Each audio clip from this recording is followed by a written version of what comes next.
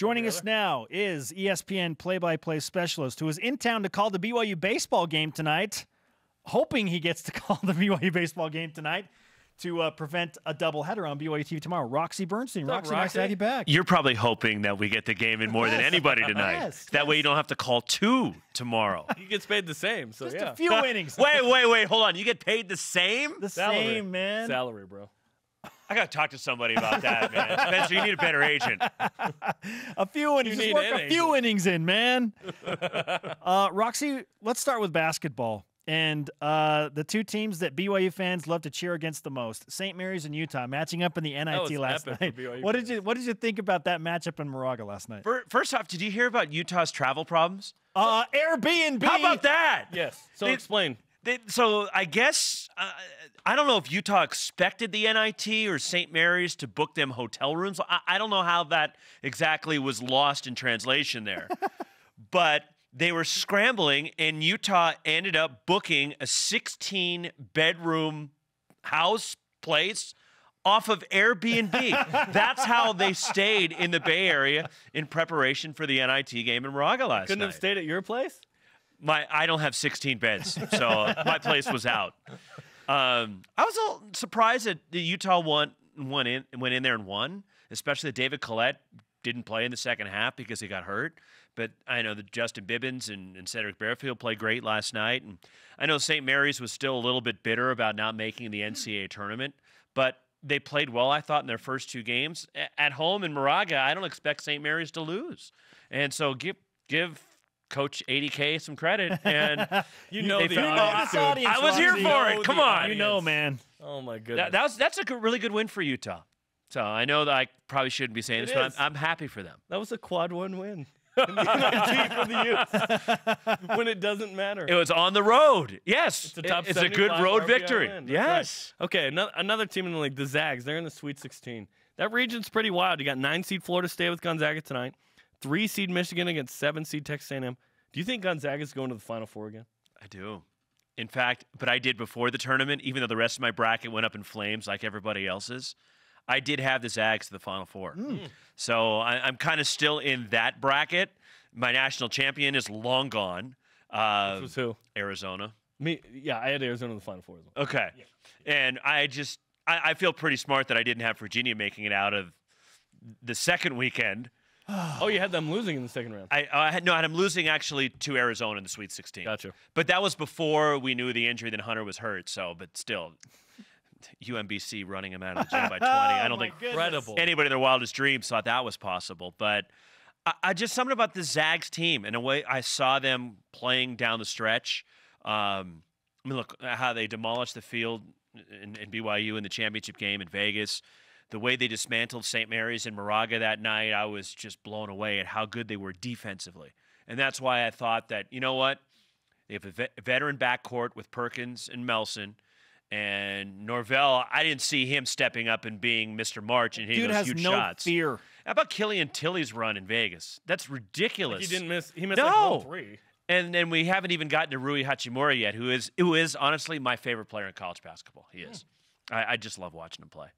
All right, the Zags tonight in the Sweet 16. Meanwhile, that's going head-to-head with the baseball. The Zags baseball team is in Provo for a game that all of a sudden feels vital for BYU. How do you manage your fandom wanting to keep track of basketball and you got to call baseball? How do you do that as a broadcaster? Well, as my partner, Wes Clements, who's working the game with me tonight, will tell you, I'm a pretty good multitasker. So there could be a number of devices open on the table in addition to me calling the baseball game tonight. I may or may not have my computer open up on the basketball. It's possible. San Jose Sharks have a game tonight, so it's possible. They're playing the Vegas Golden Knights. Huge game in the Pacific Division. So there's a chance my cell phone may be streaming the game. It's possible, but I will be focused in on the baseball. How's that? I love it. One off-season topic related to Gonzaga is the rumor of potentially them going to the Mountain West. How do you see that affecting things if Gonzaga goes to the Mountain West? I have a lunch wager with somebody about this topic, actually, and a head coach in the West Coast Conference. Oh. I can't divulge names or anything, but I'm I'm pretty steadfast in believing they're staying, that they're not going.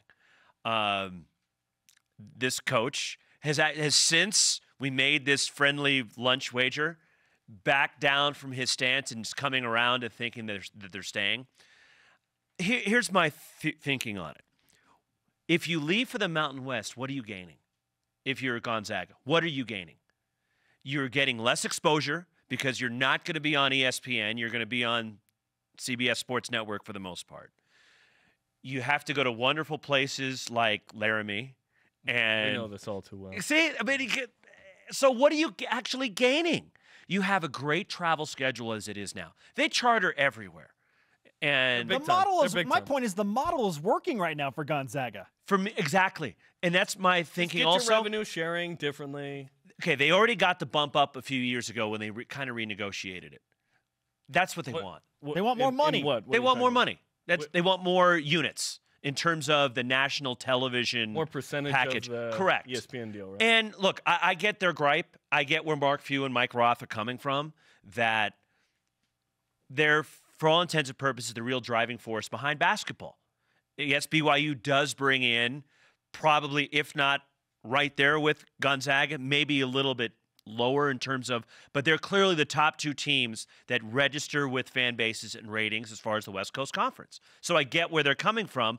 I think they're just using as bargaining chips and trying to maneuver some more units or a better percentage of the pie. Yeah, that's what it feels power like. play. Exactly. If they leave, it's because they're bored. They just want something else. But bigger you know what? gyms. It's all cyclical. You know we granted, okay, this is 30 years ago, but USF was the dominant team in this league. Pepperdine had a terrific run. Santa Clara's had some really good teams. The problem with the perception for the WCC to me this year basketball was the bottom of the league was pretty down. I mean, you were looking at the teams at the bottom of the league.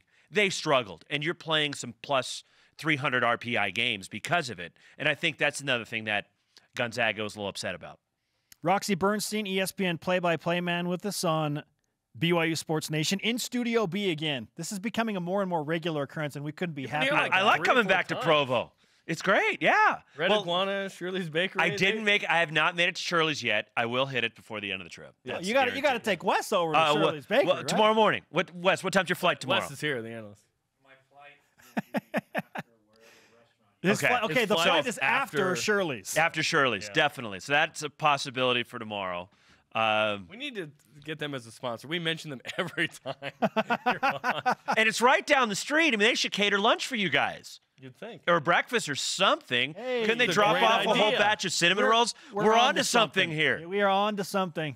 Marketing, branding. We should probably talk more about the BYU Gonzaga baseball game. I don't know. Well, that is happening as well. Well, Mark Few comes out in the 6th inning to make a pitching change. And Rui Hachimura comes out of the bullpen. I would love for you to accidentally drop. Now, Gonzaga, in all seriousness, Gonzaga baseball, they're a sneaky team. Okay, played a one-run game with #1 ranked Oregon State. Hey, a couple of years ago, they made it in as an at-large. Yes, like they snuck into the NCAA regionals. They had 2 shutouts last week against Pepperdine in a series. And what do you think about Gonzaga's baseball team and the challenge they present to BYU tonight? Well, if we remember that series at the end of last year and how yes. critical that was. Yes. I know. It's unfortunate that here we are early in league play. You'd like this series to be near the end of conference play because there's a lot riding on it. And with teams at that point jockeying for position, trying to get to the WCC tournament. So, but here we are. Hopefully the weather will allow us to get this series in tonight. But it's become a rivalry. It's a rivalry in basketball. That's very clear. And I think it's become a rivalry in baseball considering how last season shaped out. They lost some big guns on the mound, speaking of Gonzaga. But so has BYU. So what kind of a game do you expect in with rain in the forecast tonight? Well, that's the tough thing is how do you manage your pitching? And in game 1 of a series, you're going with your ace. Okay, so what Jordan Wood will pitch tonight for BYU, assuming we play. But how do you, if you're Mike Littlewood, how do you, if there's rain in the forecast, do you push him back? Do you hold him? Knowing that, okay, we're probably going to have better weather on Saturday and let him pitch then and maybe piece this game together tonight. That's the interesting thing of the dynamic of the weather coming into play because it looks like the weather's not supposed to be any better tomorrow, although it's looking more promising for tonight than it was, yesterday, the day before, and this morning checking the weather. But I think that's the interesting factor here is how do you manage your pitching staff knowing that weather could be an issue the rest of the weekend? All right, Roxy Bernstein of ESPN giving you some BYU Sports Nation karma that you will be able to call at least a few innings tonight. Oh, you want me to go the full 9? You need me to go the full 9. Yes, Roxy, please. Save my voice for tomorrow on BYUtv. By the way, more of Roxy and his partner Wes Clements on ESPNU tonight, 8 Eastern, 6 Mountain Time start. You can listen on BYU Radio if you're in your car or wherever. But enjoy the call. I'm just going to put it out there. You will call the game. I hope we call a game tonight. Call a game, whether it's on the air or not. Yeah. We'll move it indoors. We'll play in the Marriott Center. We got room in there, right? Yes, Exactly. Go Sharks and go Zags, right, Jerem? Go Zags, but not in baseball.